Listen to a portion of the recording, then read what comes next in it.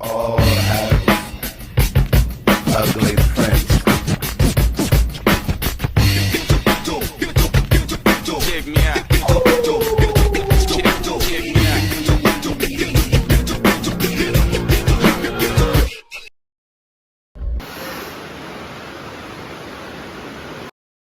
At the starting of the week, at Summit Talks, you'll hear them speak. It's only Monday. Good day everyone, I am Clarence Malyari, and today pag-uusapan natin yung refrigeration cycle system. So ngayon, kung matatanong natin kung bakit nga ba lumalamig yung ref, bakit lumalamig yung freezer, or yung maybe the aircon. So ngayon, masasagot lahat ng mga tanong na yan, and ayun, let's start, no? And bago yan, meron tayong ang refrigeration cycle system is meron niyang 4 components. So ano yan? First one is the evaporator, the compressor, the condenser, and the expansion valve. First things first, nag-start ang cycle na ito through to evaporator. Bakit? So, the moment na sinaksak nyo yung ref nyo or yung aircon nyo is nag-start na siyang umikot. No? So, ano nga ba yung function ng evaporator? The evaporator is nag-absorb siya ng heat through dun sa mga pagkain, sa mga tubig, dun sa mga or dun sa mismong area ng ref na bagong bukas. Kasi pag bukas mo ng ref, di ba? Ay pag hindi mo ng ref, kasi hindi naman siya agad malamig, di ba? Mainit pa siya, ganun. And in-absorb niya yung heat na yun, and nagiging siyang low pressure vapor. No? Nagiging low pressure vapor siya, and hindi siya totally mainit, no? Hindi siya totally na sobrang init. Pagkus nandun pa lang siya sa parang medium na init pa lang. And ngayon, inabsorb niya ngayon heat, no? And ngayon, dadaan siya dito sa compressor. Ang compressor naman is, from the word itself, compress, no? Kino-compress niya yung lahat ng init na absorb na itong evaporator hanggang dun sa kaya niyang gawin, no? Kaya niyang i-absorb. And nagiging na siyang high pressure. And kasi di ba pag pinagsama-sama mo yung low pressure, ganun, is nagiging high pressure na siya. No? Kumbaga, yun nga, kino-compress niya, and nagiging high pressure na siya. And ayun, tandaan lang natin, no? Hindi ko lang nasulat. Low pressure is equivalent by low temperature. Okay? Kapag sinabi low pressure, ibig sabihin low temperature na siya. No? And ngayon, proceed tayo. Compressor, yun nga, na-absorb niya na or na-compress niya na yung lahat ng low pressure and naging high pressure vapor na siya or gas form or yung mga mainit na hangin. No? Dito, is sobrang init na niyan, no? And kapag dumaan kayo or pag pumunta kayo doon sa likod ng ref nyo, is meron kayo mapapansin doon na parang maingay, gano'n, meron tumutunog, gano'n, meron mga meron something na tumutunog. Is yun yung compressor. Kasi pinocompress ka na yung mga may init na hangin na nasa pagkain, nasa tubig. Ganun. And the next one is the condenser. Kung mapapansin nyo dito, is nagiging blue na siya. No? Kung dito, pulang-pulang, is naging blue na siya. And ibig sabihin, pag dumaan siya sa condenser, is nagiging high pressure liquid na siya, no? High pressure liquid, no?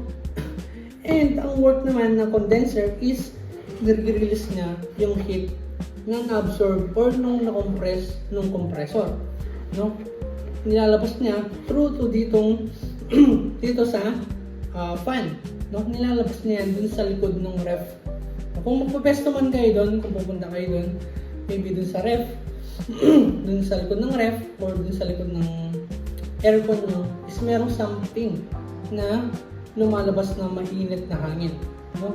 Kasi yun yung condenser and nire-release niya na yung mga mainit na hangin, no? And yun nga, like I said kanina, nung dumaan siya dito, like dito, warm air, no? to the outside. And dumaan na siya dito, is naging high pressure liquid na siya. And ayun, mapapansin nyo, nagiging blue na siya. And ibig sabihin yan is hindi siya mainit because medyo lumalamig na siya. Ganun. Hindi siya sobrang lamig, hindi siya sobrang init. Andun lang siya parang medium. No? Sa medium cold lang. Cold pa lang siya. No? And ayan, habang naglalakbay siya, ganun. And dito na papasok yung expansion valve. Ang expansion valve, ang trabaho nito is ina-expand niya yung lamig. No? Kung dito, high pressure liquid pa lang siya, dito is low pressure liquid. No? Like I said kanina, kapag sinabing low pressure, is equivalent by low temperature. So, pag sinabing low temperature, syempre, lumalamig na yan. No? Nagiging blue. No? And the expansion valve is parang ito yung nagko-control nung lamig na gusto natin. Just for example, gusto natin ng 10 degrees dun sa ref natin. No? 10 degrees Celsius, gano'n. Yun yung 10 degrees Celsius lang din yung ipoprovide nung expansion valve. Yun lang yun din yung i-expand niya through dito sa loob ng ref. No? And ayan, nung naging low pressure na siya, is dumaan ulit siya dun sa evaporator. And yung evaporator ulit is nire-release niya na yung malalamig na part. Ay malalamig na hangin. Yung malalamig na hangin na yun yung mga na-expand na netong expansion valve. Okay? So, ayun, ganun lang siya kasimple and hanggang sa sunod-sunod and ay sunod-sunod na ganun and paulit-ulit na cycle na lang siya. And ayan, ulitin ko lang, no? Summarize pa lang ulit. The evaporator, ang trabaho niya is nag-absorb siya ng heat, no? At the same time, syempre, nagre-release din siya ng lamig. Bakit? Kasi, di ba, kapag sinindin natin yung ref, is meron na agad lumalabas na hangin. Kasi meron na agad siyang na-absorb na may init na hangin. Okay? Kumbaga, dalawa yung trabaho nito eh. Absorb heat and release cold. Okay? And, ayun, kung mapapansin nyo dito, is meron siyang condensation drains to outside. Ayun, condensation, yung mga tubig-tubig na tumutulo sa mga ref natin, dun sa aircon natin. And ayun, the evaporator, it release cold and absorb heat. No? Next one, the compressor, it is the heart of the refrigeration system. No? Kino-compress niya yung heat na nanggagaling dito sa evaporator. And next one is the condenser, it's release yung heat. No? Nire-release na lang yung heat and ayun, ganoon lang siya kasimple and papalitan niya ng high pressure liquid. Okay? And next one is the expansion valve. Expansion valve is ito yung nagko-control, no? Ulitin ko, ito lang yung nagko-control ng lamig na gusto natin. And ayun lang, like I said kanina, patuloy lang yung cycle na yan hanggang dun sa makuha natin yung temperature na gusto natin. And ayun lang, I'm Clarence Malyari, and this is my presentation video. And thank you po, and God bless. Only one day.